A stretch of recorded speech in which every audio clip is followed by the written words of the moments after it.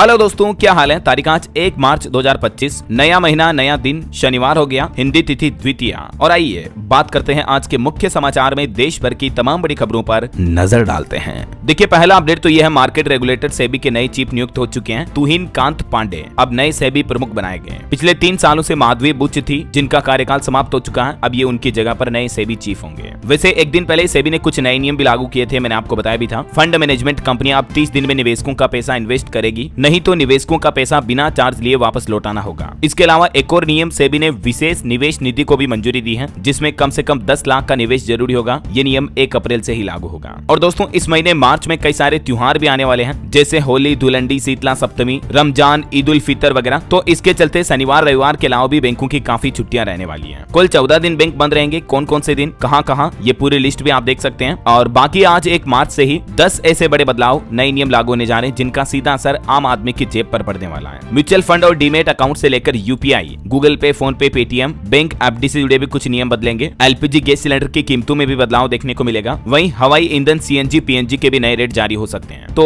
LPG से लेकर FD तक 1 मार्च से और क्या क्या बदलेगा, इन सभी 10 नए नियमों के बारे में विस्तार से जानकारी मैंने आपको कल दिन में ही डीएलएस न्यूज चैनल पर एक अलग से वीडियो में बताई थी। हो सकता है आपने ये वीडियो देख लिया हो। अगर नहीं देखा तो ये आज की खबरें समाप्त होने के बाद इस 1 मार्च के नए नियम का वीडियो जरूर देख लीजिएगा, ठीक है ना। क्योंकि अभी मैं आपको एक एक नियम बहुत विस्तार से बताऊंगा, तो काफी ज्यादा लंबा समय लग जाएगा। तो आप इस वीडियो को देख लीजिएगा। और बाकी फिलहाल अपन आगे बढ़ते हैं खबरों में। देखिए, अगला अपडेट, देश के ईपीएफओ के तकरीबन 7.5 करोड़ से भी ज्यादा मेंबर्स के लिए बड़ी खबर आई है। प्रोविडेंट फंड यानी पीएफ की ब्याज दरों पर सरकार ने बड़ा फैसला सुना दिया है। ईपीएफओ बोर्ड की मीटिंग हुई कल, और इस मीटिंग में फैसला लिया गया, पीएफ की ब्याज दरों में कोई बदलाव नहीं किया गया है। मतलब अभी भी आपको पीएफ अकाउंट में जमा पर 8.25% तक ब्याज मिलता रहेगा। यानी कि अगर आपका 1 लाख रुपए पीएफ में डिपोजिट है, तो सालाना आपको 8,250 रुपए ब्याज मिलेगा। पिछले 2 सालों से पीएफ की ब्याज दरों में कोई बदलाव नहीं किया गया है। और बीते दिन भी जो मीटिंग हुई, उसमें भी पीएफ की ब्याज दरों को यथावत रखा गया है, ना कम की गई है ना ही बढ़ाई गई है। तो ये एक राहत की बात है कि सरकार ने ब्याज दरों को 8.25% पर बरकरार रखा है। चलिए अगली खबर आ रही है, नजर नहीं आया रमजान का चांद। बीते दिन शुक्रवार को माह-ए-रमजान का चांद नहीं दिखाई दिया। ऐसे में अब रमजान की पहली तारीख 2 मार्च तय की गई है। इमाम ईदगाह मौलाना खालिद रशीद फरंगी महली की तरफ से ये जानकारी दी गई, और रमजान से जुड़ी पूछताछ के लिए ये हेल्पलाइन नंबर भी जारी किया गया है। तो चांद नहीं दिखने की वजह से अब कल रविवार को पहला रोजा रखा जाएगा।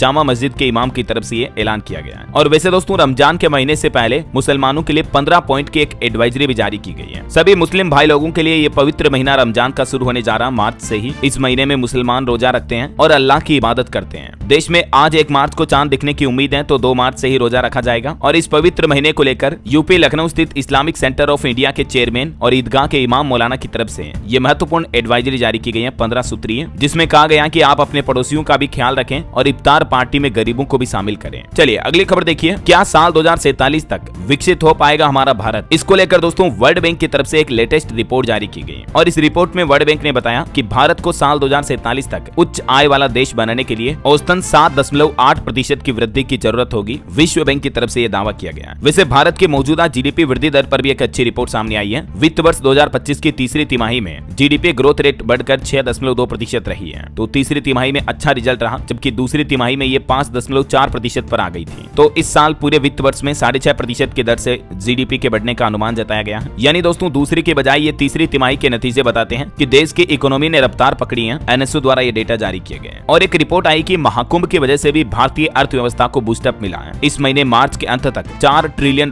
की हो जाएगी हमारे देश की इकोनॉमी। चलिए, प्राइवेट नौकरी करने वालों के लिए भी अच्छी खबर आ रही है। इस साल लगभग 9.5% तक वेतन बढ़ा सकती है भारतीय कंपनियां। सबसे ज्यादा ई कॉमर्स के क्षेत्र में 0.5% तक की वेतन बढ़ोतरी यानी तनख्वाह में इंक्रीमेंट देखने को मिल सकता है। EY फ्यूचर ऑफ वे की तरफ से लेटेस्ट रिपोर्ट जारी की गई। चलिए अगली खबर देखिए, दिल्ली विधानसभा में हेल्थ डिपार्टमेंट पर भी केक की रिपोर्ट पेश हुई, जिसमें कुछ खुलासे हुए हैं कि दिल्ली में मोहल्ला क्लिनिक में टॉयलेट तक नहीं है, स्टाफ की काफी कमी है, बड़े ऑपरेशन के लिए मरीजों को लंबा इंतजार करना पड़ रहा है। दिल्ली की नई मुख्यमंत्री रेखा गुप्ता ने विधानसभा में यह हेल्थ डिपार्टमेंट से जुड़ी CAG रिपोर्ट पेश की। 7 पन्नों की इस रिपोर्ट में दिल्ली की पूर्व केजरीवाल सरकार के हेल्थ इंफ्रास्ट्रक्चर की काफी कमियां सामने आई हैं, जिसमें नर्स और डॉक्टर्स की संख्या भी पर्याप्त नहीं बताई गई। चलिए अगली खबर देखिए, सुप्रीम कोर्ट का बड़ा फैसला, रोहिंग्या शरणार्थी बच्चे भी सरकारी स्कूल में एडमिशन ले सकेंगे। और सुप्रीम कोर्ट ने इन बच्चों को हक देते हुए ये भी कहा कि अगर कोई स्कूल इनकार कर देता है तो आपको हाई कोर्ट जाने का भी पूरा अधिकार है। जो भी रोहिंग्या बच्चे हैं उनको सरकारी स्कूलों में एडमिशन देने से कोई रोक नहीं सकता है। ये सुप्रीम कोर्ट की तरफ से एक बहुत ही अच्छा फैसला सुनाया गया। रोहिंग्या मुस्लिम म्यांमार की सांप्रदायिक हिंसा से भागकर अवैध तरीके से भारत, बांग्लादेश और अन्य देशों में दाखिल हुए हैं, तो उनके हित पर ये लिए सुप्रीम कोर्ट की तरफ से आदेश आया है। और वहीं दोस्तों तेलंगाना टनल हादसे पर भी खबर आ रही है कि मजदूरों के जिंदा बचने की संभावना बहुत ही कम दिख रही है। अब रेलवे की टीमें भी इस रेस्क्यू ऑपरेशन में जुटी। 22 फरवरी से आपको पता होगा 8 मजदूर इस टनल में फंसे हुए हैं। तेलंगाना के नागर कुर्नूल में ये टनल हादसा हुआ था। इस घटना को 6 दिन बीत चुके हैं, लेकिन अभी तक भी 8 मजदूरों को बाहर नहीं निकाला जा सका है। हालांकि रेस्क्यू ऑपरेशन अभी भी जारी है। वहीं खबर है मणिपुर में 6 मार्च तक बढ़ाया गया हथियार सरेंडर करने का समय। मणिपुर के गवर्नर भल्ला की तरफ से निर्देश जारी किए गए। चलिए अगली खबर आ रही है। बाबा राम रहीम की पेरोल के खिलाफ याचिका खारिज हुई। SGPC ने ये याचिका दायर की थी। सुप्रीम कोर्ट ने कहा कि व्यक्ति विशेष को निशाना नहीं बनाया जा सकता है। वहीं सुप्रीम कोर्ट में किसान आंदोलन पर भी सुनवाई हुई। केंद्र सरकार और किसानों के बीच 2 बैठकें हुई। तीसरी बैठक अब 19 मार्च को होनी है। इस बीच खबर है कि किसान नेता डल्लेवाल जो कि अनशन पर बैठे हुए हैं, उनकी तबीयत काफी नाजुक है। पंजाब हरियाणा के संभू और खनौरी बॉर्डर पर किसान आंदोलन को शुरू हुए 1 साल से भी ज्यादा समय हो चुका है और जगजीत सिंह डल्लेवाल किसान नेता को अनशन पर 95 दिन से ज्यादा का समय हो गया। बीते 4 दिनों से उनकी तबीयत काफी खराब चल रही है। अब इस मामले को लेकर सुप्रीम कोर्ट में सुनवाई हुई है और सुप्रीम कोर्ट में सुनवाई के दौरान ही केंद्र सरकार और किसानों के बीच हुई बैठकों पर भी बातचीत हुई। अब अगली बैठक 19 मार्च को होनी है। चलिए अगली खबर देखिए। उत्तराखंड से एक ग्राउंड रिपोर्ट सामने आ रही है कि उत्तराखंड के कई गाँवों में बोर्ड लगाए गए हैं कि बाहरी लोग यहाँ जमीन न खरीदें, क्योंकि गाँव वाले बोले कि हिमाचल जैसा कानून हमारे राज्य में भी होना चाहिए, नहीं तो पहाड़ में पहाड़ी ही नहीं बचेंगे। वहीं खबर देखिए उत्तर प्रदेश में 11 स्वास्थ्य अधिकारियों के ट्रांसफर किए गए। 8 जिलों के सीएमओ भी बदले गए। सुशील कुमार बनियान की अयोध्या में तैनाती की गई। महाकुंभ के बाद अब उत्तर प्रदेश की योगी सरकार ने ये यूपी के स्वास्थ्य विभाग में भी बड़ा फेरबदल किया है। वहीं खबर है दोस्तों उत्तर प्रदेश में अब आप अपने जिले में भी कर सकेंगे संगम स्नान, क्योंकि सरकार टैंकर में भरकर भेज रही है गंगा का जल। प्रयागराज में पंडाल भी उखाड़े जा रहे हैं। महाकुंभ के समापन के बाद अब वापस मतलब पंडाल वगैरह को खोला जा रहा है। और इस बीच सीएम योगी का प्लान है महाकुंभ न आ पाने वाले लोगों को अब सरकार उनके ही जिले में संगम स्नान कराने की तैयारी कर रही है और इसके लिए दमकल विभाग की गाड़ियों से सभी 75 जिलों में संगम का जल भी भेजा जा रहा है। हालांकि संगम में अब भीड़ नहीं है, अभी भी स्नान के लिए काफी श्रद्धालु पहुंच रहे हैं जो कुंभ के दौरान नहीं आ पाए थे। चलिए अगली खबर आ रही है। भारत और यूरोपीय संघ इस साल free trade agreement deal final करेंगे। 17 साल से ये समझौता रुका था, लेकिन अब फाइनली ये समझौता होने जा रहा और दोनों देश रक्षा सहयोग भी बढ़ाएंगे। बीते दिन प्रधानमंत्री नरेंद्र मोदी और यूरोपियन यूनियन कमीशन के अध्यक्ष उर्सुला के बीच मुलाकात हुई। वो अभी भारत दौरे पर आई हुई है और इसी दौरान इस मुलाकात में यह तय किया गया कि इस साल 2025 के अंत तक भारत और यूरोपीय संघ की फ्री ट्रेड डील को साइन किया जाएगा। चलिए भाषा विवाद को लेकर बड़ी खबर देखिए। तमिलनाडु के मुख्यमंत्री M.K. स्टालिन बोले कि हमारे सामने भाषा डिलिमिटेशन की लड़ाई है। उन्होंने कहा कि राज्य को बचाने के लिए हर आदमी को खड़ा होना होगा, एक रहना होगा। आपको पता होगा तमिल, हिंदी और कई सारी साउथ की भाषाओं को लेकर अक्सर राज्य सरकारों और केंद्र सरकार के बीच विवाद देखने को मिलते हैं। तो इसी बीच अब तमिलनाडु गवर्नमेंट का ये कहना है।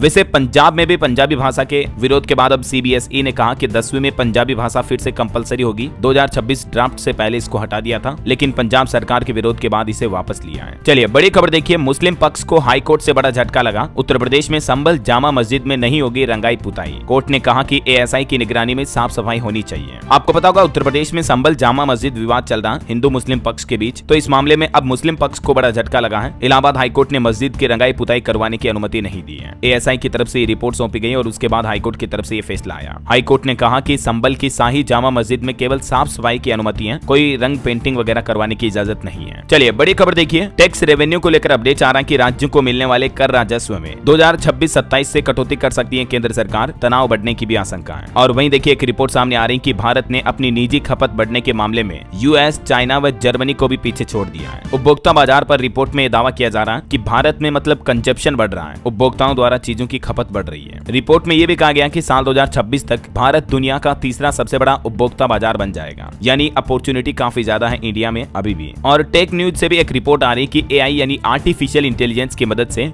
GDP में 25 से 30 अरब डॉलर का योगदान देगा स्वास्थ्य सेवा क्षेत्र। AI की मदद से उपचार के बेहतर परिणाम देखने को मिलेंगे। डेलोइट की तरफ से भारत में स्वास्थ्य सेवा क्षेत्र को लेकर ये लेटेस्ट रिपोर्ट जारी की गई। और महंगाई से जुड़ी एक बड़ी खबर देखिए। आम लोगों को मिलेगी राहत, लेकिन किसानों को परेशान करेंगे प्याज के रेट। कृषि मंत्री की तरफ से अफसरों को कुछ आदेश जारी किए गए हैं। अभी कृषि मंत्रालय द्वारा जारी लेटेस्ट आंकड़ों के मुताबिक दोस्तों महाराष्ट्र, मध्य प्रदेश और अन्य राज्यों में किसानों को उपज की काफी कम कीमत मिल रही है, क्योंकि प्याज के भाव बहुत ज्यादा गिरते जा रहे हैं। देश की थोक सब्जी मंडियों में भी प्याज की कीमतें गिरी हुई हैं। इससे किसानों को भारी भरकम नुकसान झेलना पड़ रहा है। और इस बीच अब केंद्रीय कृषि मंत्रालय की तरफ से रबी सीजन की फसलों को लेकर भी अहम आंकड़े जारी किए गए, जिसमें बताया गया है कि इस बार भी प्याज की बुआई के रकबे में बढ़ोतरी हुई है। ऐसे में देश भर में प्याज का बम्पर उत्पादन होने का अनुमान है। तो मार्केट में लोगों को तो महंगाई से राहत मिलेगी, प्याज की कीमतें सस्ती रहेगी, लेकिन किसानों को कहीं ना कहीं बड़ा नुकसान हो सकता है। तो सरकार को जरूर किसानों को भी राहत देने के लिए कुछ अच्छी योजना लानी चाहिए, राइट। क्योंकि कई बार ऐसा होता है कि जैसे प्याज, लहसुन, आलू वगैरह की कीमतें कुछ सालों में तो बहुत ज्यादा बढ़ जाती है, कुछ सालों में इतनी ज्यादा गिर जाती है कि किसानों को उनकी फसल का खर्चा भी पूरा नहीं मिल पाता है। तो ये मार्केट के असंतुलन के दौरान सरकार को किसानों की मदद अवश्य करनी चाहिए, राइट। चलिए अगली बड़ी एक चिंताजनक रिपोर्ट देखिए आप। जलवायु परिवर्तन की वजह से नर वानरों की आबादी में भारी गिरावट देखने को मिली है और वैज्ञानिकों ने यह भी दावा किया कि इन वानरों के व्यवहार में बदलाव हो रहा है, ये पहले से ज्यादा चिड़चिड़े हो रहे हैं। वानर जैसे कि बंदर, लंगूर, मकाका, बबून, चिंपांजी वगैरह इस तरह के जानवरों की प्रजातियों में आबादी में भारी गिरावट देखने को मिल रही है, क्योंकि हम इंसान जंगलों को काट रहे हैं, प्रदूषण इतना फैला रहे हैं। जलवायु परिवर्तन की घटनाओं पर भारत के वैज्ञानिकों ने ये रिसर्च की है, जिसमें बड़ा चौंकाने वाला खुलासा सामने आया है। और दोस्तों वैज्ञानिकों ने अपने एक अध्ययन में ये भी बताया कि समुद्र का जल स्तर बढ़ने से तटीय शहरों पर कई खतरे मंडरा रहे हैं। तटीय शहरों के कई इलाकों में जमीन धंसने के कारण गंभीर समस्याएं भी पैदा हो रही हैं। अमेरिकी अंतरिक्ष एजेंसी नासा के जेट प्रोपेल्सन लेबोरेटरी के नेतृत्व में हुए इस शोध में ये जानकारी शेयर की गई है। चलिए अगला अपडेट देखिए दोस्तों। भारतीय शेयर मार्केट में गिरावट के बीच भारत के विदेशी मुद्रा भंडार ने छलांग लगाई। 4.76 अरब डॉलर बढ़कर अब भारत का फॉरेन एक्सचेंज रिजर्व 640.48 अरब डॉलर हो चुका है। भारतीय रिजर्व बैंक आरबीआई की तरफ से डेटा जारी किए गए हैं। अच्छा, वैसे मार्केट वगैरह की बातें हो ही रही हैं, तो चलिए कुछ स्टॉक मार्केट से जुड़े अपडेट्स भी देख लेते हैं दोस्तों। देखिए इंडिया का शेयर मार्केट तो मानो क्रैश हो चुका है। बीते 28 सालों का रिकॉर्ड टूटा। भारतीय शेयर बाजार में अभी भारी गिरावट देखने को मिली है। बीते दिन भी लाल निशान पर बंद हुआ शेयर बाजार। इंडिया का सेंसेक्स 1414 अंकों की भारी गिरावट के साथ क्लोज हुआ और भारत के निफ्टी का भी हाल बेहाल है। निफ्टी भी 420 अंक नीचे 22,124 पर बंद हुआ। और दोस्तों मार्केट में इतनी बड़ी गिरावट से जो स्टॉक मार्केट के निवेशक हैं उनकी वेल्थ लगभग 9 लाख करोड़ रुपए तक घटी है। अभी भारत का निफ्टी ऑल टाइम हाई से लगभग 16% गिर चुका है। ये गिरावट कोई छोटी मोटी नहीं है दोस्तों। रिपोर्ट्स के मुताबिक 1996 के बाद ये पहली बार ऐसा हुआ भारतीय शेयर बाजार में जब लगातार 5 महीने तक बाजार गिरा है। अभी भारतीय स्टॉक मार्केट में ऑटो, एफएमसीजी इन कंपनियों के स्टॉक 20% से भी ज्यादा गिरावट में है, क्योंकि जो बड़े बड़े विदेशी निवेशक है ना वो भारतीय शेयर बाजार से तो अपना पैसा निकाल रहे हैं और चीनी बाजार में इन्वेस्ट कर रहे हैं। तो ये एक सबसे बड़ा कारण है कि इंडियन स्टॉक मार्केट में पिछले कुछ महीनों से ये लगातार गिरावट देखने को मिल रही है। बीते 5 महीनों में निवेशकों की 91 लाख करोड़ रुपए की रकम साफ हो चुकी है। इतना ज्यादा उनके पोर्टफोलियो में गिरावट देखने को मिली है। सिर्फ इस बीते महीने फरवरी की बात करें दोस्तों तो फरवरी में ही निवेशकों के 40 लाख करोड़ रुपए डूबे हैं। और दोस्तों भारतीय शेयर मार्केट की इस खस्ता हालत पर जीरोधा के फाउंडर नितिन कामत ने भी कहा कि 15 सालों में पहली बार मार्केट में इतना गिरावट का ट्रेंड दिख रहा। अब तो वो बोले कि मुझे भी चिंता सताने लगी है। वो बोले कि मुझे नहीं पता कि मार्केट यहाँ से कहाँ तक जाएगा, लेकिन मार्केट की इन स्थितियों के बीच उन्होंने कहा कि मैं ये बता सकता हूँ कि अभी ट्रेडर्स की संख्या और ट्रेडिंग वॉल्यूम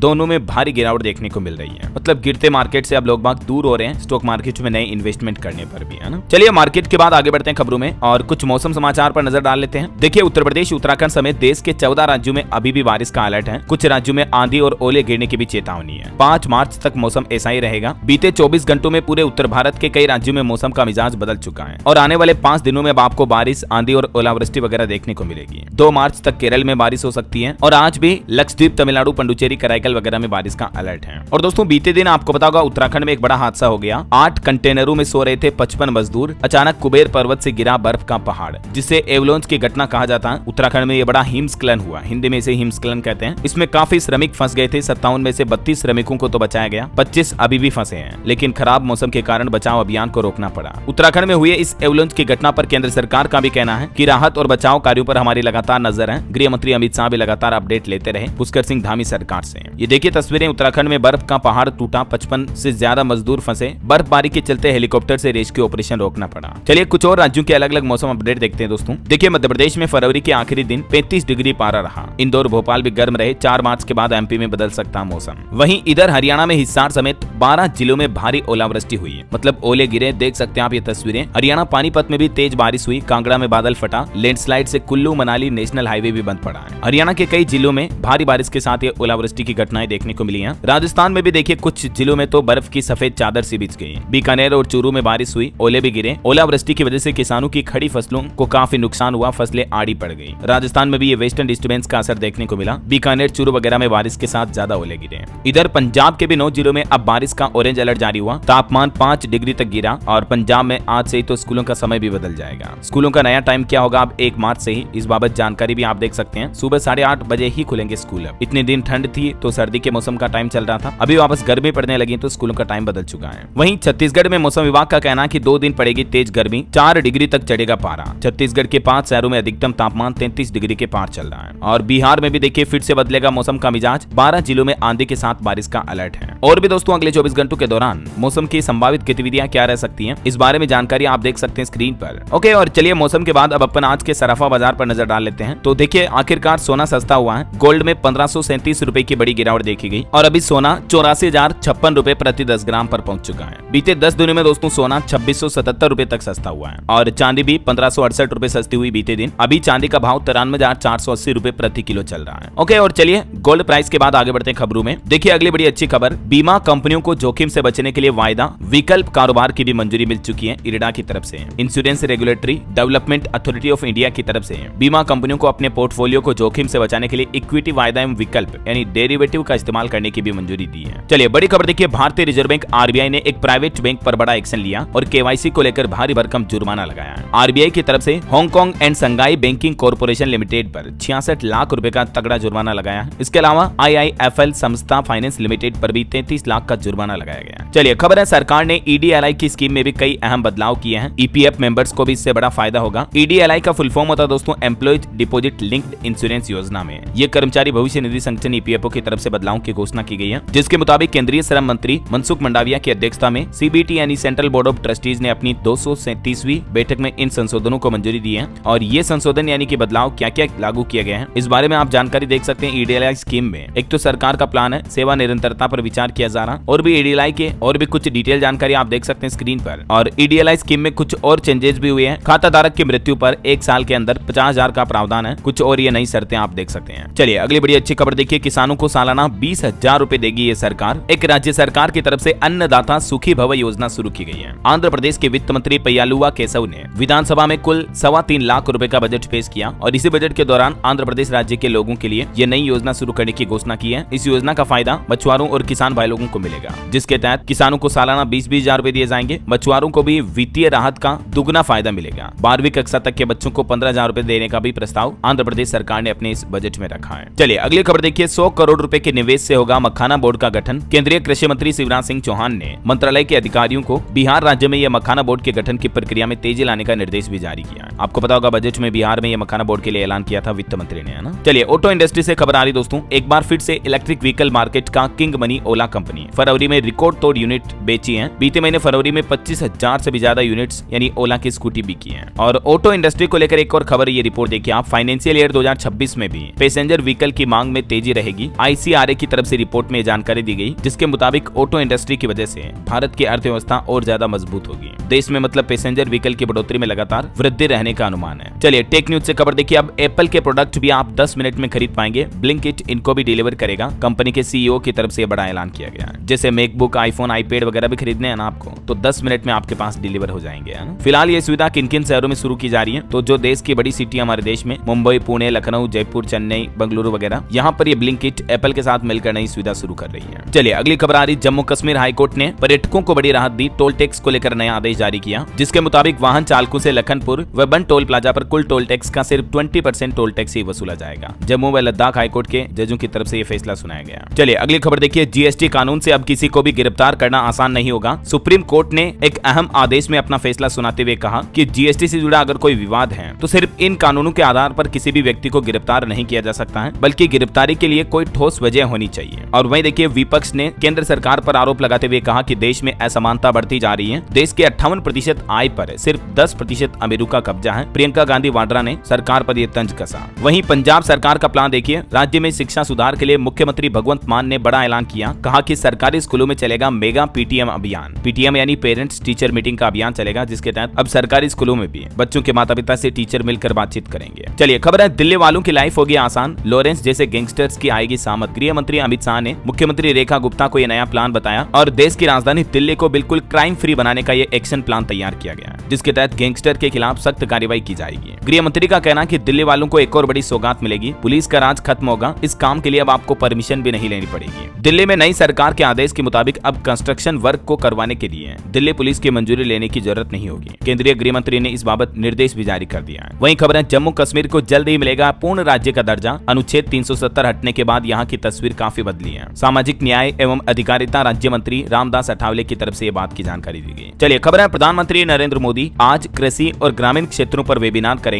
शनिवार 1 मार्च को पीएम मोदी की ये मुख्य वेबिनार होगी और इस वेबिनार का उद्देश्य है देश में कृषि और ग्रामीण क्षेत्रों के लिए चर्चा करना और नई रणनीति बनाना। सुबह 10 बजे ये वेबिनार शुरू होगी। चलिए खबर देखिए, इंडिगो कंपनी मुंबई से इस शहर के लिए 22 मार्च से सीधी फ्लाइट सेवा शुरू करने जा रही है। मुंबई से सेशल्स के लिए अब आपको डायरेक्ट फ्लाइट मिल पाएगी। वहीं खबर है उत्तर प्रदेश में देखिए आप, बेल्जियम की राजकुमारी और मुख्यमंत्री योगी आदित्यनाथ कल रविवार को एक साथ आएंगे बिजनौर। इस दौरान उनके साथ में 70 और विदेशी मेहमान भी होंगे और इस दौरान सीएम योगी दुनिया के कई नेताओं के साथ इस मुख्य कार्यक्रम में शामिल होंगे। चलिए खबर है यूपी में अब डीएम घोषित करेंगे वक्फ संपत्ति। 14 बदलावों के साथ संसद में प्रस्तुत किया जाएगा संशोधन विधेयक। दरअसल उत्तर प्रदेश में अब जिलों के डीएम को ही वक्फ संपत्ति घोषित करने का अधिकार होगा। ये कुछ मुख्य बदलाव देखने को मिलेंगे आपको वक्फ संपत्ति के लेखा जोखा में। और दोस्तों यूपी वासियों के लिए एक और बड़ी अच्छी खबर आ रही है, बाढ़ का अस्थायी समाधान निकालेगी योगी सरकार। नदियों का होगा ड्रोन सर्वे। सीएम योगी ने 31 मार्च से पहले सभी ड्रेन की सफाई के निर्देश भी दिए हैं और इस प्लान पर सीएम योगी बोले कि राज्य के लोगों को बाढ़ का जल्द ही स्थायी समाधान मिलेगा। इसके लिए नदियों का सर्वेक्षण होगा और नदियों की कनेक्टिविटी बढ़ाई जाएगी, है ना। वहीं खबर है दोस्तों उत्तर प्रदेश वाराणसी में अब महाकुंभ के बाद 5 दिन में 75 किलोमीटर की पंचकोसी यात्रा करेंगे नागा साधु। रोज चलेंगे 5 कोस। ये यात्रा 5 मार्च को शुरू होगी और 5 दिन में पूरी होगी 10 मार्च तक। और यूपी वाराणसी के वैज्ञानिकों डॉक्टरों की एक अनोखी सफलता देखिए आप, पहली बार डॉक्टरों ने बिना ओपन हार्ट सर्जरी के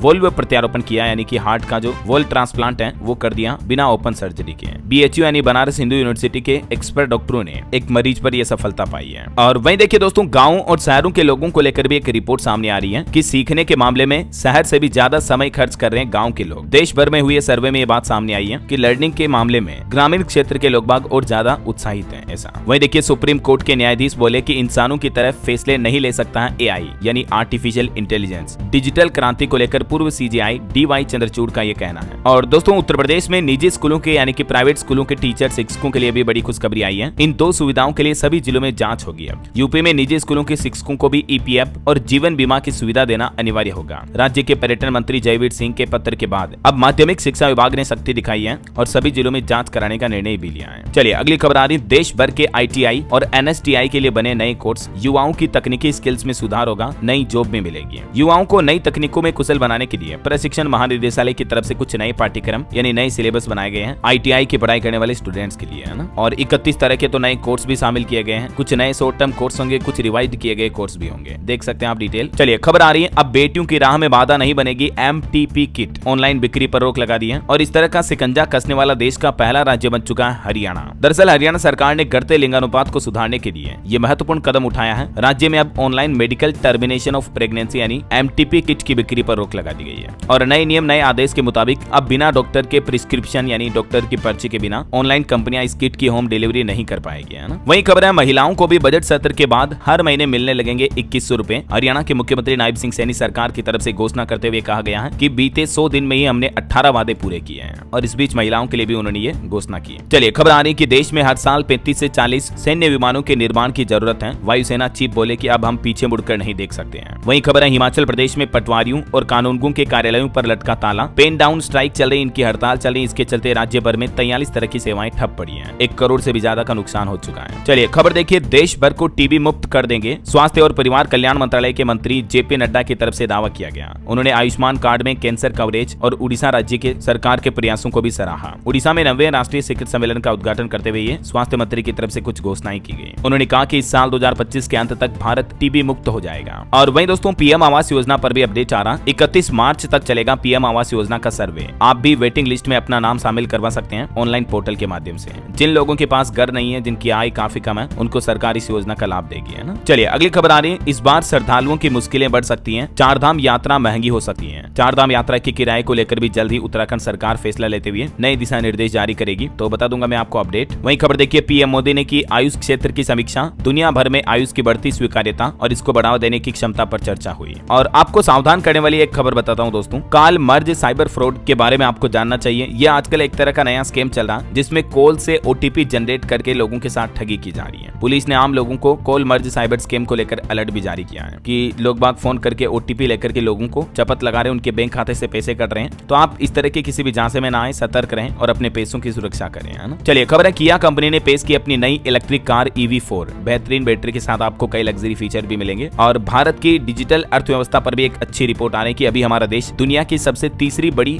डिजिटलाइज्ड इकोनॉमी बन चुका है। अमेरिका और चाइना के बाद तीसरे नंबर पर भारत है, जहां सबसे ज्यादा डिजिटलाइजेशन है, मतलब जैसे ऑनलाइन पेमेंट, UPI वगैरह डिजिटल चीजों का इस्तेमाल ज्यादा होता है, मतलब समझ रहे हो। और अभी तो देखिए एक नई पहल, मुंबई एयरपोर्ट के मल्टी लेवल कार पार्किंग में भी आपको कैशलेस डिजिटल पेमेंट सिस्टम की सुविधा मिलेगी। UPI, क्रेडिट कार्ड वगैरह के जरिए ऑनलाइन भी आप पेमेंट कर पाएंगे, है ना। चलिए अगली बड़ी अच्छी खबर देखिए, इस राज्य के कर्मचारियों, पेंशनरों और वकीलों के लिए बड़ी खबर आई है। सरकार देगी 10 लाख रुपए तक का मुफ्त इलाज। दरअसल दोस्तों, झारखंड के मुख्यमंत्री हेमंत सोरेन सरकार की तरफ से राज्य कर्मियों के लिए एक नई स्वास्थ्य बीमा योजना शुरू की है, जिसके तहत कर्मचारी 5 लाख रुपए तक का तो मुफ्त इलाज कर पाएंगे। इसके अलावा भी 5 लाख रुपए तक का अतिरिक्त बेनिफिट उनके परिवार वालों को भी मिलेगा। तो इसी योजना को लेकर मुख्यमंत्री बोले कि अब इलाज की कोई चिंता नहीं है, सरकार उठाएगी आपका पूरा खर्च। झारखंड के सरकारी कर्मचारियों के लिए यह बड़ी खुशखबरी आई। आखिरकार सीएम सोरेन सरकार ने अपना वादा पूरा किया। वहीं एक और बड़ी घोषणा की उन्होंने, कहा कि धनबाद, देवघर समेत झारखंड के 6 शहरों में खुलेंगे मेडिकल कॉलेज। राज्य के स्वास्थ्य मंत्री इरफान अंसारी की तरफ से बजट सत्र के दौरान ये कई बड़े ऐलान किए गए हैं। किन किन जिलों में ये मेडिकल कॉलेज खोले जाएंगे देख सकते हैं आप डिटेल में। और एक अच्छी खबर है, हाईटेक होगी अब झारखंड के सरकारी स्कूलों की पढ़ाई। 28,945 स्कूलों को टेबलेट दिए हैं हेमंत सोरेन सरकार ने। अब इन टेबलेट का इस्तेमाल शिक्षकों की ट्रेनिंग, मॉनिटरिंग, बायोमेट्रिक उपस्थिति वगैरह के लिए भी किया जाएगा। और देखिए, देश की वित्त मंत्री निर्मला सीतारमण का कहना है कि बिजनेस और टेक्नोलॉजी से तय होगा नया वर्ल्ड ऑर्डर। भारत को निभानी होगी अहम भूमिका। और भारतीय फार्मा सेक्टर को लेकर भी एक रिपोर्ट आ रही है कि 8% की वृद्धि दर रही। 2024 में फार्मा निर्यात दरों में 9% तक का उछाल देखा गया। चलिए भारत के लिए एक बड़े गर्व की बात देखिए आप, university of Cambridge business school के प्रोफेसर ने भी अब खुद भारत का लोहा मानते हुए ये बात को माना कि UPI को अन्य देशों के लिए भी सीखने का अवसर होना चाहिए। मतलब UPI पेमेंट सिस्टम अन्य देशों के लिए एक महत्वपूर्ण उदाहरण बन सकता है, जिनसे कि वो भी अपने देश में इस तरह का ऑनलाइन पेमेंट सिस्टम लागू कर सके, समझ रहे हो। चलिए अगली खबर देखिए, टेक न्यूज से अपडेट है। ChatGPT से अब मुफ्त में पूछे अपनी आवाज में सवाल। फ्री यूजर्स के लिए भी ये एडवांस फीचर रोल आउट कर दिया OpenAI ने। बोल करके भी आप ChatGPT का इस्तेमाल कर पाएंगे, है ना। चलिए खबर देखिए, दिल्ली की सड़कों पर अब नहीं मिलेगा ट्रैफिक जाम। दिल्ली परिवहन विभाग की तरफ से जो नया प्लान बनाया गया, उसके मुताबिक ट्रैफिक पुलिस कर्मियों को ब्रेक डाउन हुई बसों को जल्द ही ठीक करके सड़क से हटाने की ट्रेनिंग दी जाएगी। चलिए बिहार में बिजली को लेकर खबर आ रही है। बिजली कंपनी 1 अप्रैल से लागू करेगी revenue management system. Billing process में भी सुधार होगा। Bihar state power holding company limited की तरफ से ये फैसला किया जा रहा है। चलिए अगली एक अच्छी रिपोर्ट आ रही है कि भारत में आने वाले 5 सालों में 16.5 करोड़ लोगों की आय होगी $10,000 से भी ज्यादा, यानी 10 लाख से भी ज्यादा सालाना आय होगी। निजी खपत में दुगुनी बढ़ोतरी देखने को मिली है। RAI यानी रिटेलर्स एसोसिएशन ऑफ इंडिया की तरफ से ये लेटेस्ट रिपोर्ट जारी की गई है। और भूकंप को लेकर कुछ बड़ी खबरें देखिए दोस्तों, हमारे पड़ोसी देश नेपाल में भी 6.1 की तीव्रता का भूकंप आया और ये भूकंप के झटके पाकिस्तान से लेकर बिहार, पटना और पश्चिम बंगाल तक में महसूस हुए हैं। आधी रात को जब धरती डोली, डर के मारे लोग बाग घरों से बाहर निकल आए। हालांकि गनीमत रही कि कहीं भी जान माल का नुकसान नहीं हुआ है। बिहार के भी पटना, सुपौल समेत 8 जिलों में ये भूकंप के झटके महसूस हुए थे। कुछ तस्वीरें आप देख सकते हैं। इस भूकंप का पूरा केंद्र नेपाल में था, है ना। चलिए अगली खबर आ रही, उत्तर प्रदेश में बस सेवा से जुड़ेंगे यूपी राज्य के 28,000 गाँव। क्योंकि अभी महाकुंभ के लिए जो एक्स्ट्रा बसें चलाई थी योगी सरकार ने, तो उन बसों को अतिरिक्त गाँव में जोड़ा जाएगा वापस, जहाँ बस सेवाएं नहीं है वहाँ पर। चलिए खबर आ रही है, उत्तराखंड में इन सरकारी कर्मचारियों को दी जाएगी अनिवार्य सेवानिवृत्ति। मुख्यमंत्री पुष्कर सिंह धामी सरकार ने निर्देश जारी किया और कहा कि अपने दायित्वों से बचने वाले सरकारी कर्मचारियों को समय से पहले ही रिटायर्ड कर दिया जाएगा। जो मतलब अनुशासनहीनता दिखाते हैं, समय पर अपनी ड्यूटी पूरी नहीं करते हैं, ऐसे कर्मचारियों को, है ना। वहीं झारखंड के मुख्यमंत्री हेमंत सोरेन ने भी शिक्षकों के 50 घंटे फिक्स किए। नए टास्क के लिए 28,945 प्रिंसिपल को टेबलेट भी बांटे हैं। विद्यालय रिपोर्ट कार्ड और शिक्षकों के कुछ अनिवार्य कार्यों के लिए 50 घंटे का प्रशिक्षण लेना अनिवार्य होगा। और वहीं खबर देखिए दोस्तों, जमीन बेचने खरीदने वालों के लिए बिहार में सख्त नियम लागू हुआ 1 मार्च 2025 से। आज से ही ये काम करना होगा। बिहार रेरा ने सभी संबंधित रियल एस्टेट परियोजनाओं को एक यूनिक QR कोड प्रदान किया है और इस QR कोड को स्कैन करके आप सारी जानकारियां देख पाएंगे। इस नए नियम से खरीदारों विक्रेताओं के बीच जानकारी को आदान प्रदान को सरल बनाया जाएगा और पारदर्शिता को बढ़ावा दिया जाएगा। वहीं देखिए, बिहार में भूमि सर्वे करने वाले 900 कर्मचारियों ने इस्तीफा भी दे दिया, जिससे अब भूमि सर्वे से जुड़े कुछ कार्यों में भी दिक्कतें आने लगी हैं बिहार सरकार को। वहीं बिहार भागलपुर में भी एक नई सड़क बनने जा रही है। 170 करोड़ रुपए के खर्च के इस बजट पर नीतीश सरकार ने मंजूरी दी है। भागलपुर और बांका के गाँव के लोगों के लिए ये खुशखबरी है।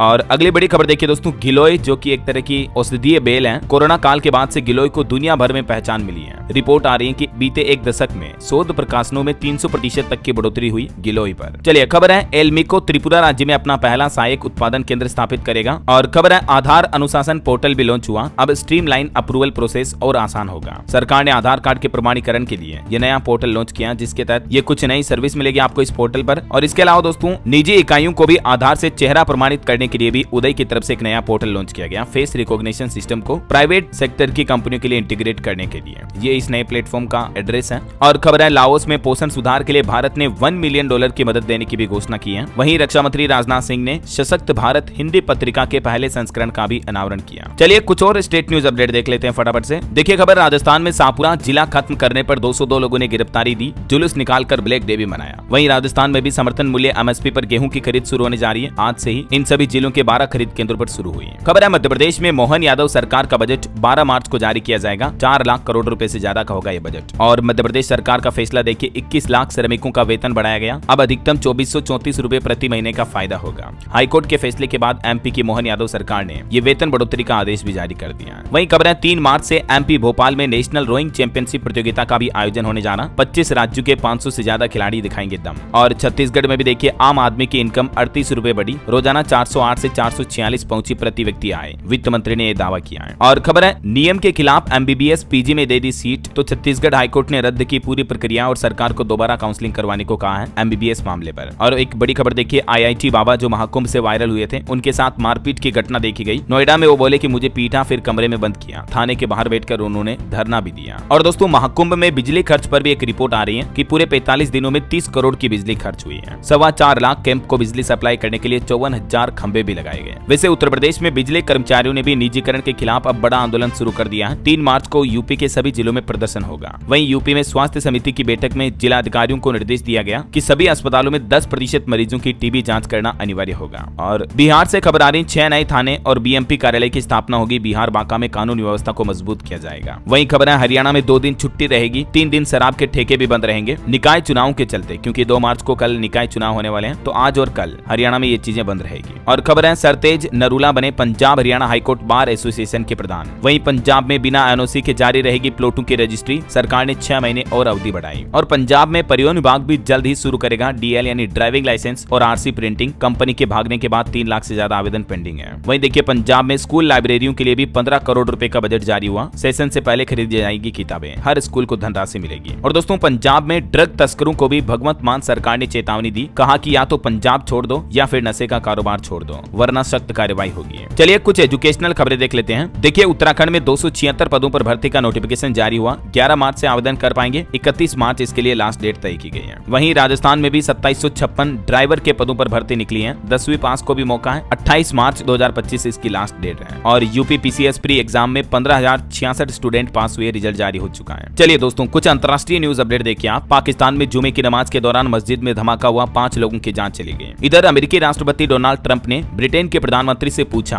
कि रूस से अकेले निपट पाओगे क्या, तो स्टारमर ने हंसकर उनके सवाल को टाल दिया। यूक्रेन में शांति कायम करने पर यह बात हो रही थी, इस दौरान सवाल किया गया। और इधर बांग्लादेश में देखिए दोस्तों भारी उथल फुथल के बीच अब छात्रों को सत्ता का नशा चढ़ा, और जो छात्र विरोध कर रहे थे इतने दिन, उन्होंने खुद अपनी राजनीतिक पार्टी बनाने का ऐलान किया है। वहीं खबर है चीन के अंतरिक्ष स्टेशन में पहुंचने वाला पहला विदेशी नागरिक होगा एक पाकिस्तानी। दोनों देशों के बीच डील हुई है। और रूस ने भी प्रक्षेपित किया प्रोग्रेस MS-30 कार्गो अंतरिक्ष यान, जो कि 2 दिनों में ISS तक पहुंच जाएगा। वहीं देखिए दोस्तों यूक्रेन जंग पर डोनाल्ड ट्रंप और जेलेंस्की के बीच भी तीखी बहस हुई। अमेरिकी राष्ट्रपति बोले कि आप हमारे प्रति शुक्रगुजार नहीं है, डील कीजिए नहीं तो हम समझौते से बाहर होंगे। और एक एस्ट्रोलॉजी का अपडेट आपको बता दूं, इस बार होलिका दहन 13 मार्च को रहेगा और इसके बाद 14 मार्च को होली खेली जाएगी, मतलब धुरंडी का त्योहार रहेगा। ओके, और चलिए दोस्तों अंत में आज के राशिफल पर नजर डाल लेते हैं। देखिए मित्र की सलाह से आज वृष राशि के लोगों की परेशानियां दूर होगी। कन्या राशि वाले लोगों की भी जिम्मेदारियां बढ़ सकती हैं। और भी दोस्तों कुछ अलग अलग राशियों का राशिफल आप देख सकते हैं स्क्रीन पर। और हाँ, आप मुझे कमेंट करके बताइए कि देश के रक्षा मंत्री राजनाथ सिंह द्वारा किस नाम से एक हिंदी पत्रिका के पहले संस्करण का अनावरण किया गया हाल ही में। कमेंट में आपको लिखना है। सही जवाब देने वाले लोगों को रैंडमली सेलेक्ट होने पर DLS न्यूज टीम की तरफ से एक शानदार सरप्राइज गिफ्ट जीतने का मौका मिलेगा। और इसी के साथ ही अगर आपको वीडियो अच्छा लगा तो इसे लाइक करना, शेयर भी करना। DLS न्यूज चैनल को सब्सक्राइब करके बेल आइकन जरूर दबा देना, रोजाना ऐसी इन्फॉर्मेटिव जानकारियां, महत्वपूर्ण मुख्य समाचार देखते रहने के लिए।